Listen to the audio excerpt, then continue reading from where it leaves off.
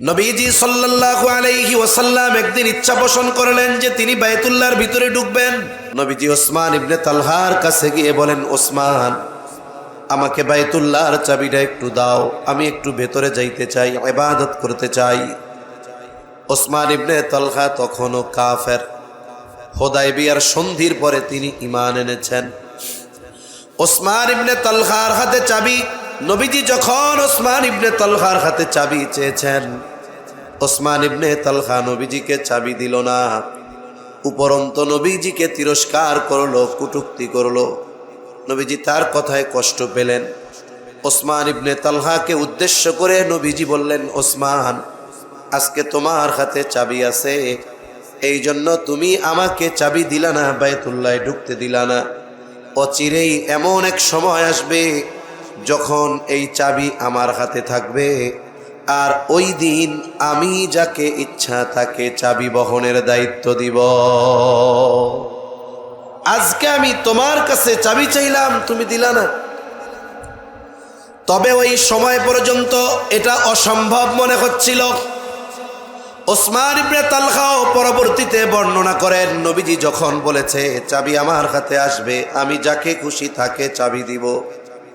মুসলমানদের পরিস্থিতি মক্কায় ওই সময় পর্যন্ত এমন যে কোনোদিন এই চাবি মুসলমানদের হাতে যেতে পারে, ওই সময় পর্যন্ত এটা অসম্ভব মনে হতো। ওসমান ইবনে তালহা তখন বলতেছে, মুহাম্মদ, এমনটা যদি কোনোদিন হয় যে চাবি তোমার হাতে, ওই দিনটা হবে কুরাইশদের জন্য সবচাইতে লাঞ্ছনা আর অপমানের দিন। নবীজি তখন বলছে, না, ওই দিন আল্লাহ তাআলা কুরাইশদের মর্যাদা সম্মান আরো বাড়ায়া দিবে। ওসমান ইবনে তালহা বলে, যদিও মনে হচ্ছিল যেটা নবীজি বলছে অসম্ভব, তবে এমন ব্যক্তি এই কথা বলেছে যে গোটা হায়াতে একটা অনর্থক কথাও বলে নাই, মিথ্যা কথা বহুদূর, গোটা জীবনে একটা অপ্রয়োজনীয় কথাও তিনি বলেন নাই।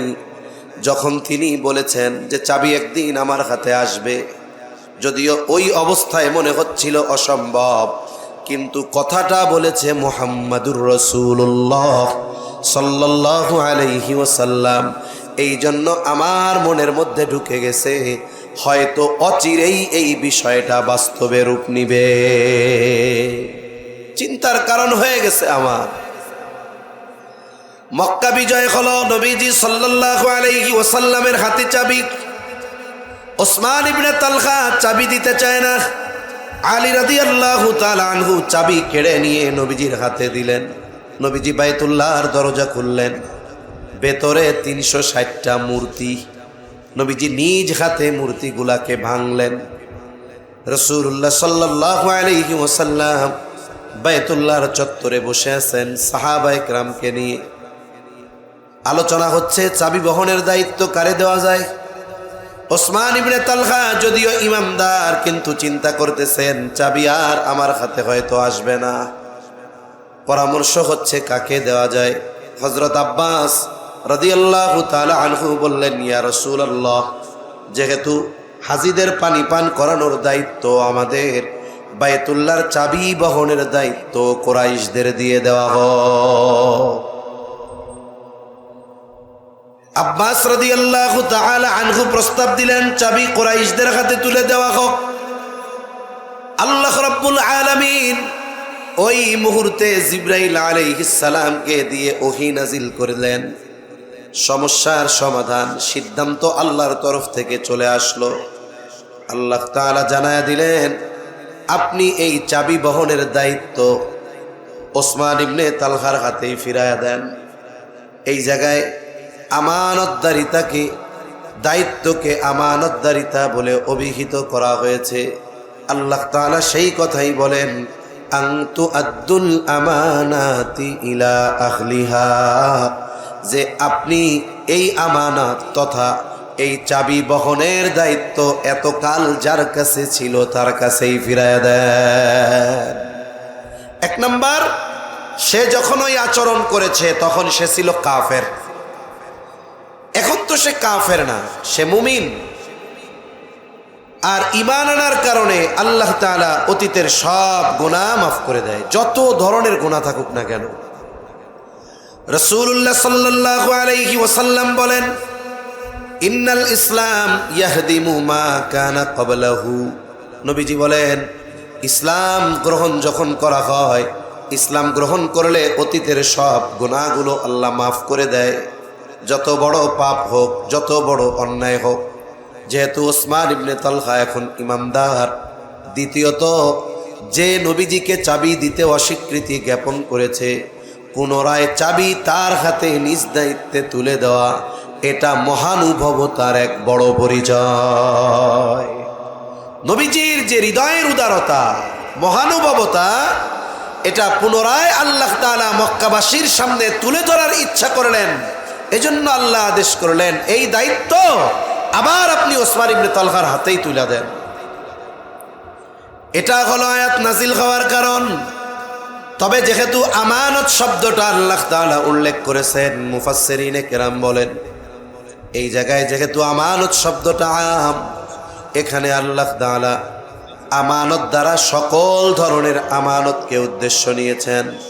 এই জন্য আমানতের যতগুলো দিক আছে, প্রত্যেকটা দিকে ইমানদারদেরকে আমানতদার হওয়ার নির্দেশ, আদেশ যিনি দিয়েছেন তিনি কে? তাহলে আমাদের আমানতদার হওয়ার নির্দেশ আল্লাহ দিয়েছেন। আমানতদারিতা এটা মুমিনের ভূষণ। কোন মুমিনের মধ্যে যদি আমানতদারিতা না থাকে, সে প্রকৃত মুমিন হতে পারে না, তার মধ্যে নেফাকি থাকে। কারণ আমানতের খেয়ানত করা এটা হলো মুনাফিকের আলামত।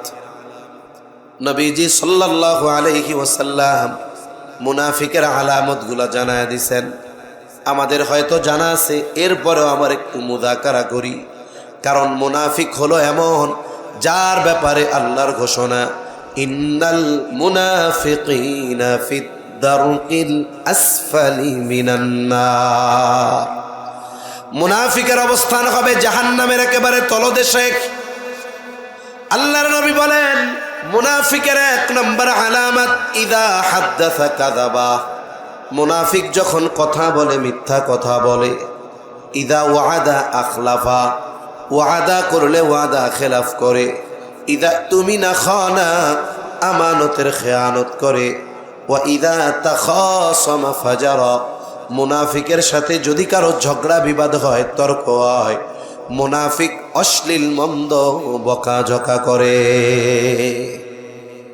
এই চারটি বিষয় যার মধ্যে আছে, তার মধ্যে মুনাফিকের আলামত সবগুলো আছে। যদি কোনো একটা থাকে, তার মধ্যে মুনাফিকের কোনো একটা আলামত হলেও আছে। এখন আফসোসের বিষয়, এই আলামতগুলো আমাদের সমাজে অনেক সময় 5 ওয়াক্ত নামাজির মধ্যে পাওয়া যায়। আছে না নাই? হজ করে আসছে হাজী সাহেব, আলামতগুলো আছে না নাই?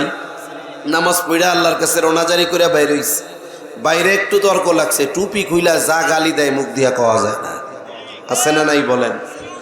এগুলো ইমান বিধ্বংসী এক ভাইরাস, ক্যান্সারের জীবাণু, জীবন ধ্বংস করে। মুনাফিকের আলামত ইমান ধ্বংস করে। যদি আমাদের কারো মধ্যে এগুলো থাকে, আমরা বের করে ফেলবো, আল্লাহ তৌফিক দান করেন। তাহলে মুনাফিকের অন্যতম আলামত ইদা তুমিনা খানা, আমানতের খেয়ানত করা। আর মুমিনের ভূষণ জীবন দিয়ে হলেও আমানতের হেফাজত করা। এই জন্য আমানতের হেফাজত করা হলো মুমিনের ভূষণ। এটা সাধারণ কোনো গুণ নয়। মানুষের অনেক গুণ আছে, বলে যেই গুণগুলো অর্জন করা খুব ভালো, কিন্তু না থাকলে সে গুনাহগার না। কিন্তু আমানতদারিতা এমন এক গুণ, এটা সাধারণ কোনো গুণ নয়। এটা শুধু মানুষের ব্যক্তিত্বকে মানুষের সামনে ফুটিয়ে তুলে এমনটা নয়, বরং আমানতদারিতা এমন এক গুণ যেটার সম্পৃক্ততা ঈমানের সাথে। কিছু গুণ আছে যেগুলোর সম্পৃক্ততা শুধু আমলের সাথে নয়, বরং ঈমানের সাথে। ওই গুণগুলো যদি কোনো ইমানদারের মধ্যে না থাকে, অনুপস্থিত থাকে, তাহলে ওই ইমানদারের ঈমানের মধ্যে ত্রুটিযুক্ত হয়ে যায়। আর ঈমান যদি ত্রুটি হয়, তাহলে আমল অল্প হলেও কাজে লাগে না। ঈমান যদি ত্রুটি মুক্ত হয়, আমল অল্প হলেও ওটা নাজাতের জন্য যথেষ্ট হয়ে যায়। এই জন্য ঈমান ত্রুটি মুক্ত করার যতগুলো গুণ, এর মধ্যে অন্যতম হলো আমানতদারিতা। নবীজি সাল্লাল্লাহু আলাইহি ওয়াসাল্লাম এই জন্য বলেন, লা ঈমানা লিমান লা আমানাতা লা। নবীজি বলেন, যার মধ্যে আমানতদারিতা নাই তার ঈমান নাই।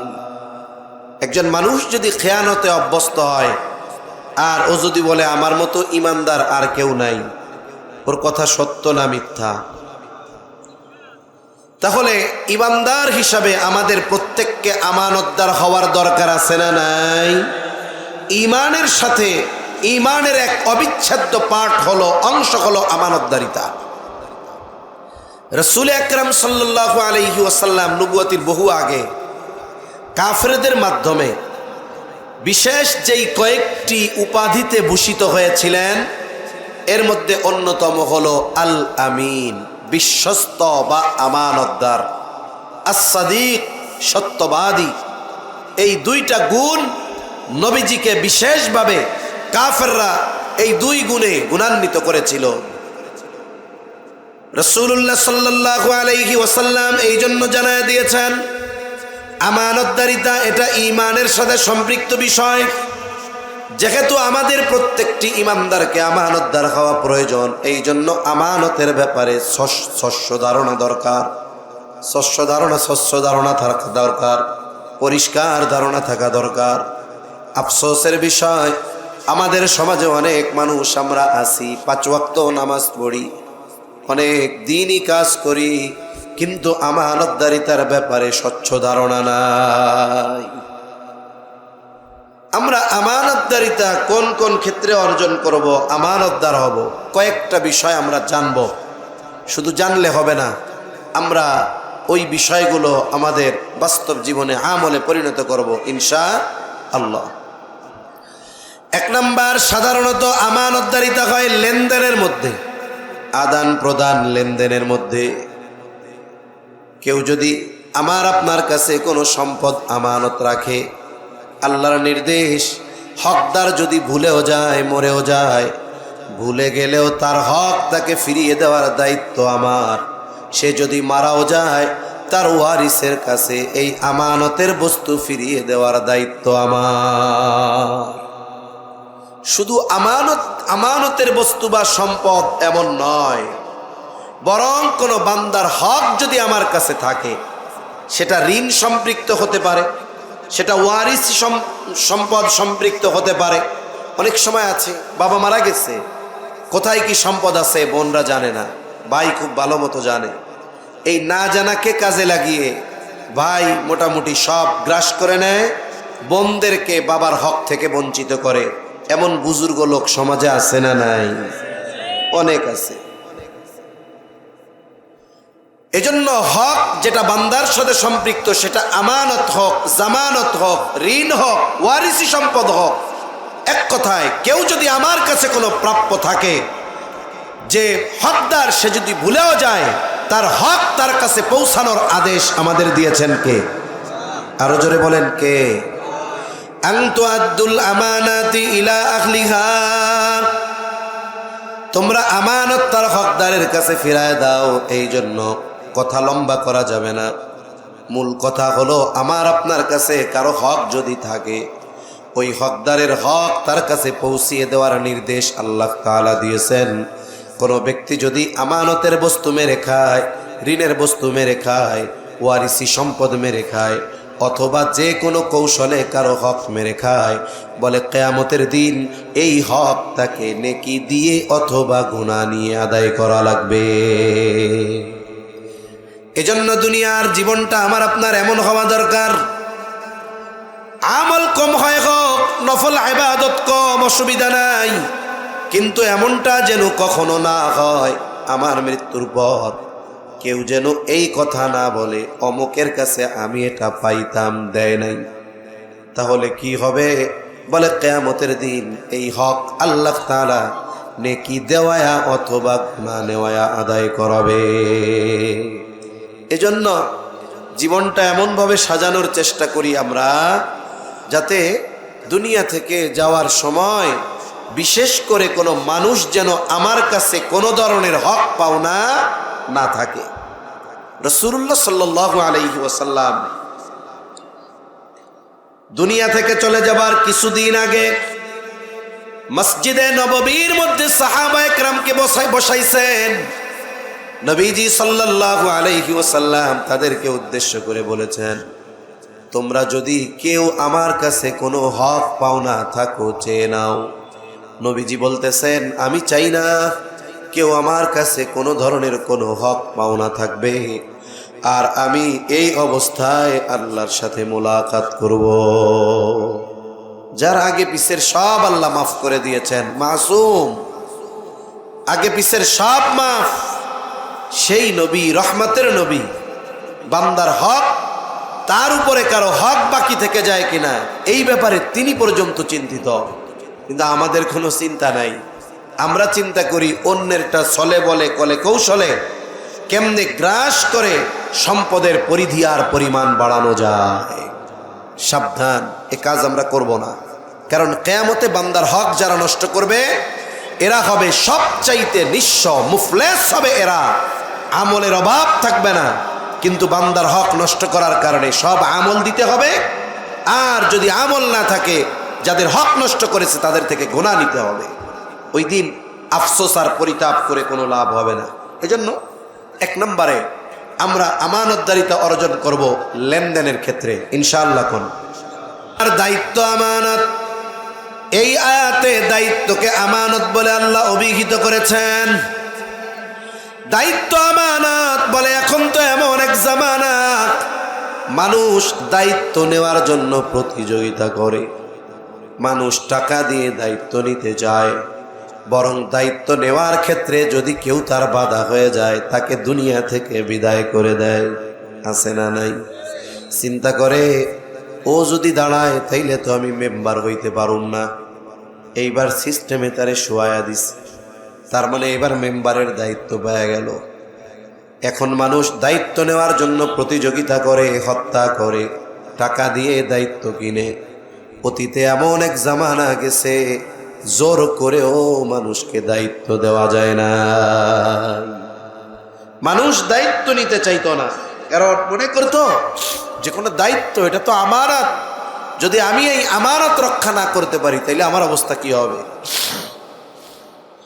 ইমাম আজম আবু হানিফা রহমাতুল্লাহি আলাইহি, খলিফা মনসুর ইমাম আবু হানিফা রহমাতুল্লাহি আলাইহিকে বাজারের মধ্যে মানুষের উপস্থিতিতে প্রস্তাব দিলেন যে প্রধান বিচারকের পদ শূন্য, আপনাকে আমি প্রধান বিচারক হিসাবে নিয়োগ দিলাম। একেবারে সরাসরি নিয়োগ।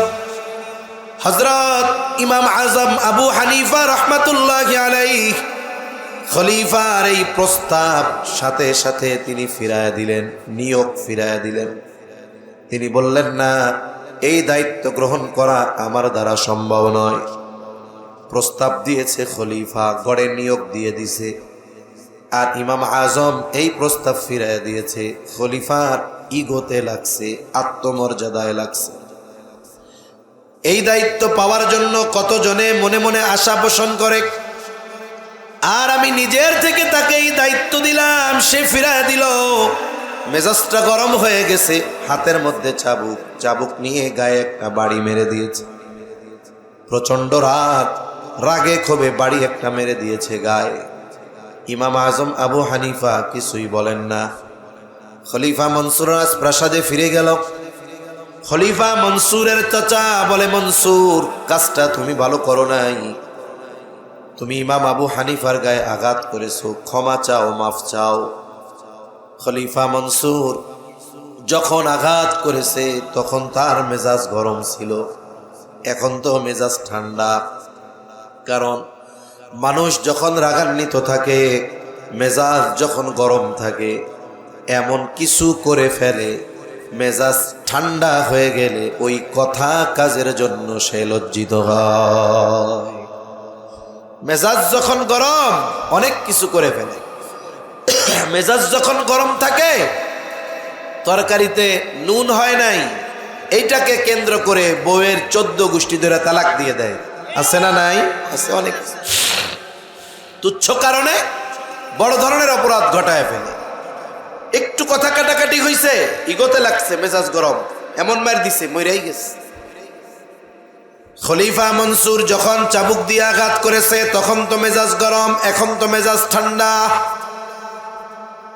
চাবুক দিয়ে আঘাত করতে লজ্জা লাগে নাই, কিন্তু ক্ষমা চাইতে যাবে তার লজ্জা লাগতেছে। সে নিজে না গিয়ে তার একজন বিশ্বস্ত লোককে দায়িত্ব দিল, যাও আমার পক্ষ থেকে ইমাম আবু হানিফার কাছে যাও আর ক্ষমা চাও। যাওয়ার সময় 1 থলে স্বর্ণ মুদ্রা দিয়ে দিল, বলে এই 1 থলে স্বর্ণ মুদ্রা আমার পক্ষ থেকে ইমাম আজম আবু হানিফাকে হাদিয়া দিবা। লোকটা চলে গেছে। যাওয়ার পরে বলে, ইমাম, খলিফা তার আচরণের কারণে লজ্জিত, আপনার কাছে ক্ষমা চাইছে, ক্ষমা করে দেন, মাফ করে দেন। নববিগণে গুণান্বিত মানুষ ইমাম আজম আবু হানিফা বললেন, ঠিক আছে, মাফ করে দিলাম। ওই লোকটাও চতুর, বলে, ইমাম, আপনি যে মাফ করলেন, খলিফা নিশ্চিত হবে কেমনে? খলিফা নিশ্চিত হওয়ার জন্য 1 থলে স্বর্ণ মুদ্রা হাদিয়া পাঠিয়েছে। আপনি যদি খলিফার দেওয়া এই হাদিয়া গ্রহণ করেন, তবে এই খলিফা নিশ্চিত হবে যে আপনি তাকে মাফ করেছেন। ইমাম আজম আবু হানিফা বলে, মাফ তো করছি, হাদিয়া লাগবে না, ফেরত নিয়ে যাও। লোকটা বাড়াবাড়ি করে, বলে, আপনি রাখেন, আপনি ব্যয় না করেন, সদকা করে দিয়েন। ইমাম আজম আবু হানিফা বলে, তোমার খলিফা আমাকে এত স্বর্ণ মুদ্রা হাদিয়া দিল, এই স্বর্ণ মুদ্রা উনি পাইলেন কোথায়? এটা কি ওনার ব্যক্তিগত সম্পদ? লোকটা বলে, না, উনি এত সম্পদ, ব্যক্তিগত সম্পদ কোথায় পাবেন? কোথার থেকে দিয়েছে? বলে, রাষ্ট্রীয় কোষাগার থেকে দিয়েছে। বলেন তো, রাষ্ট্রীয় কোষাগার মানে রাষ্ট্রের সম্পদ যেই জায়গায়, ওই সম্পদের মালিক ওই রাষ্ট্রের পরিচালক নাকি জনগণ? রাষ্ট্র পরিচালককে ওই সম্পদ হেফাজতের দায়িত্ব দেওয়া হয়েছে। যেখানে রাস্তা দরকার, রাস্তার জন্য টাকা ব্যয় করবে, মসজিদ দরকার, মসজিদের জন্য ব্যয় করবে। নাগরিক যদি অমুসলিম থাকে, ট্যাক্স হোল্ডার, তাদেরও যদি কোনো প্রয়োজন থাকে, ওইখান থেকে ব্যয় করবে, শিক্ষা খাতে ব্যয় করবে। কিন্তু এই অধিকার কেউ তাকে দেয় নাই যে ব্যক্তিগত কাজে রাষ্ট্রীয় সম্পদ ব্যবহার করবে, এই অনুমতি শরীয়ত তাকে দেয় নাই। সে এই সম্পদের হেফাজতকারী। ইমাম আবু হানিফা এবার তাকে বললেন, এটা রাখা যাবে না, ফেরত নিয়ে যাবা।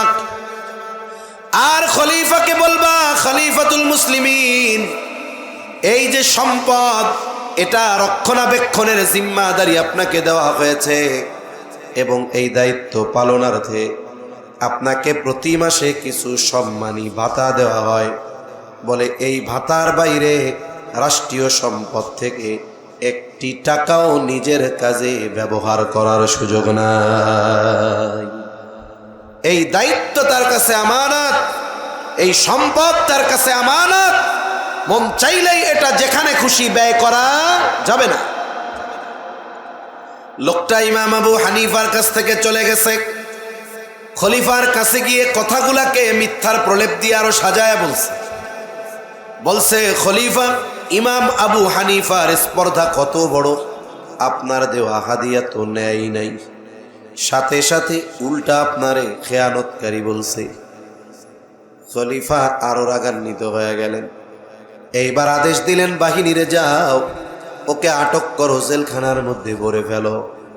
ইমাম আবু হানিফা জেলখানার মধ্যে চাবুক দিয়ে আঘাত করা হয়, আর বলা হয়, প্রধান বিচারকের দায়িত্ব নাও, ছেড়ে দেওয়া হবে। ঐতিহাসিকেরা লিখে, ইমাম আবু হানিফা চাবুকের আঘাতে জর্জরিত, তবুও প্রধান বিচারকের দায়িত্ব নেয় না। ঐতিহাসিকদের থেকে 2টা মত। একটা হলো, যখন ইমাম আবু হানিফা তার সিদ্ধান্তের উপরে অনড় অবিচল, খাবারের সাথে বিষ প্রয়োগ করে ইমাম আবু হানিফাকে হত্যা করা হয়। 2 নম্বর মত বলে উনি যখন প্রচন্ড অসুস্থ, ওনাকে ছেড়ে দেওয়া হলো, তবে গৃহবন্দী করে ফেলা হলো। ইমাম আবু হানিফা ওই অবস্থায় দুনিয়া থেকে বিদায় নেন। ওনার শাগরেদেরা জিজ্ঞাসা করে, উস্তাদ, যেই দায়িত্ব নেওয়ার জন্য আপনার উপরে এত জুলুম, এত অত্যাচার, অথচ ওই দায়িত্ব নেওয়ার জন্য যত যোগ্যতা সব আল্লাহ আপনাকে দিয়েছেন, বলে ওই সময় যদি গোটা পৃথিবীতে মাত্র একজন ব্যক্তি প্রধান বিচারকের দায়িত্ব নেওয়ার যোগ্য থাকত, বলে ওই একজন ব্যক্তি হতো ইমাম আজম আবু হানিফা রহমাতুল্লাহি আলাইহি। উনি জুলুমের শিকার হয়েছেন, তবুও দায়িত্ব নেন নাই। ছাত্রদের প্রশ্নের জবাবে বলে, শোনো, আমি যেই দায়িত্ব নেই নাই, কিয়ামতের দিন আল্লাহ তাআলার সামনে সেই দায়িত্বের ব্যাপারে জিজ্ঞাসিত হওয়া লাগবে না। কারণ নবীজি বলেন, কুল্লুকুম রাঈনা ওয়া কুল্লুকুম মাসউলুনা আন রাইয়াতিহি। নবীজি বলেন, তোমরা প্রত্যেকেই দায়িত্বশীল, প্রত্যেককে তার দায়িত্বের ব্যাপারে জিজ্ঞাসা করা হবে। আমি যদি প্রধান বিচারকের দায়িত্ব নিতাম, বিচার কার্যে যদি কোনো ত্রুটি বিচ্যুতি হয়ে যাইত, আমার অধীনে যারা আছে তাদের মাধ্যমেও যদি কোনো ত্রুটি বিচ্যুতি হয়ে যাইত, হয়তো কিয়ামতের দিন আল্লাহ তাআলার সামনে জবাবদিহিতার কাঠগড়ায় আমাকে দাঁড়ানো লাগতো। শুধুমাত্র এই ভয়ে, যেই দায়িত্ব আমানত, ত্রুটি বিচ্যুতি হলে জবাবদিহিতার কাঠগড়ায় দাঁড়াতে হবে, এই ভয়ে আমি দায়িত্ব গ্রহণ করি না।